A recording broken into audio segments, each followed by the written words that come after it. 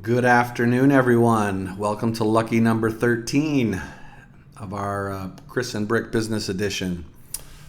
Today's episode, we're going to focus on a question that came up from a listener last week, which is the question that they asked was, when is the appropriate time for a manager to receive some type of consistent sort of professional coaching? And the answer to that, from my perspective, is before they get the job, honestly. It should be along the lines of, either a mentorship program, or if the company is really invested in seeing, strong, meaningful management and leadership in place early on, that it would be beneficial that they go ahead and get them into a program. It's an investment, like any investment. So, it teaches them a lot about self actualization or self realization or awareness rather. It teaches them the ability to have a stronger emotional quotient, EQ. It also teaches them, a lot of different values and factors of taking on this new responsibility, because as a manager, as a leader of people, the dynamics change. I've repeated this many times and I will continue to do so, which is, that when you take on this role, it's this is not an elevation of your superpowers. You're not suddenly above people. In fact, one of the things that I think a powerful coaching and mentorship program would offer is that they would explicitly state that we're teaching you how to be servants. We're teaching you how to serve your people so that it will serve the business, so that it will serve our clients, so that it will help us to be the greatest at what we do. And I mean, obviously, business is business. We're here to make a profit. We're here to make our clients happy. And when our clients are happy, they spend more money. They tell other clients or potential clients, and the chain goes on and on. But the timeline around when should someone get some coaching and mentoring training, I would say, is a good several months prior to. And this would be especially if you have a high potential program.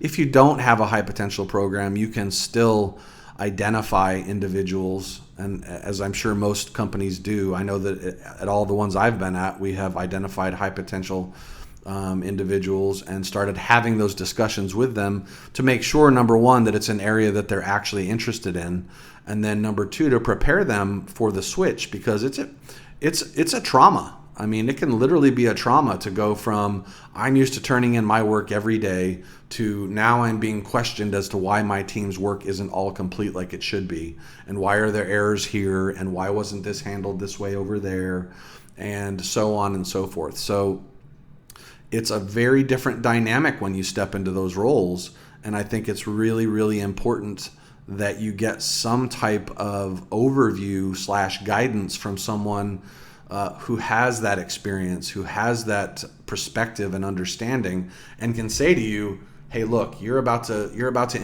embark on a new role and position in life where your responsibilities go way up, and the rewards for those responsibilities don't match the level of output in the same way."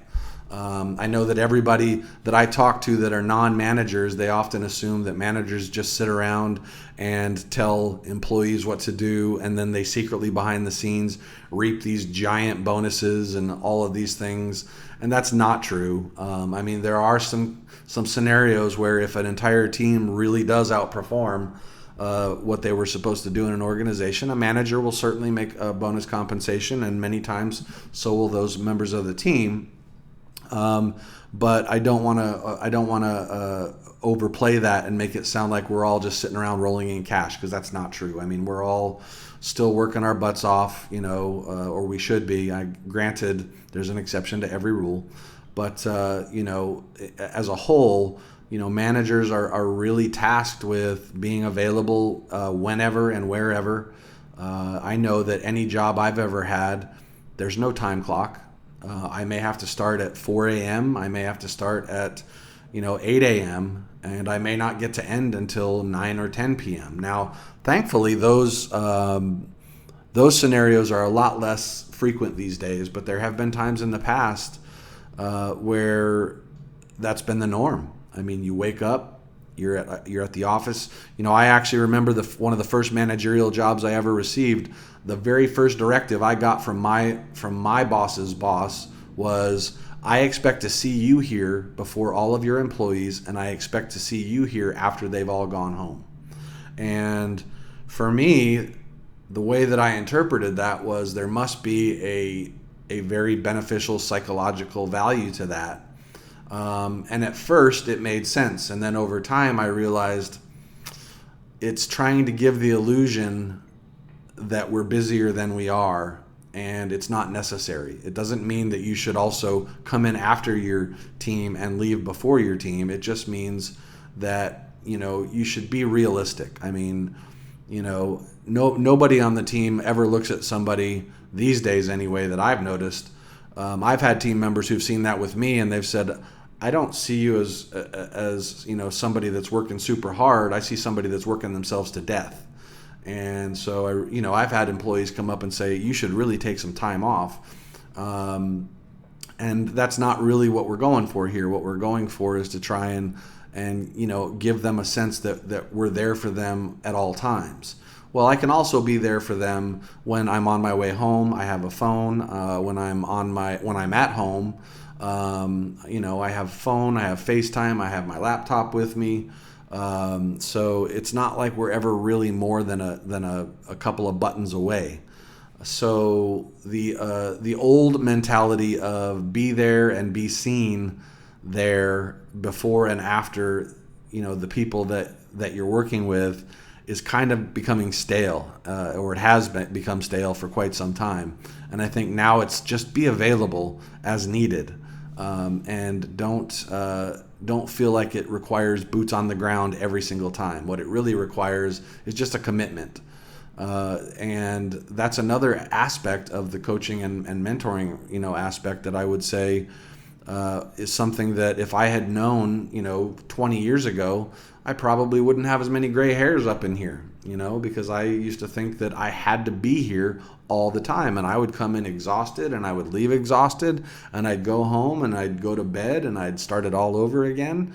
And I realized, only in the last few years that that's not necessary. What's necessary is, just being is making sure that your team knows that you are available if needed. And then, of course, if you're building your team's dynamic out really well, that you're probably not even going to be needed until it's necessary during normal business hours, because your team, if you've guided them well, and if they're really competent at their jobs, which they mostly will be, that they'll know how to handle it until the next day.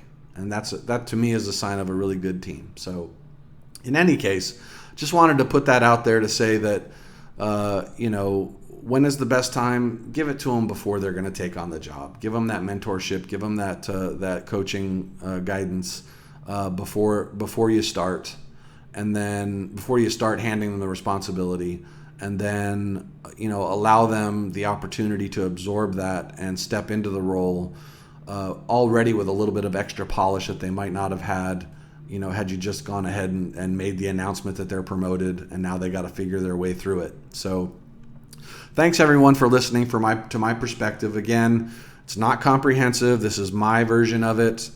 This has been my experience through life, and through a lot of different scenarios that have come up, and where I've realized that there's a balance that needs to be struck. And only now, when I'm in my, when I'm in the height of my career, am I realizing how critical that is. So I hope you'll do the same, maybe earlier on, and take that forward with you. So have a good rest of your day, and look forward to talking to you all tomorrow. Talk to you soon. Bye.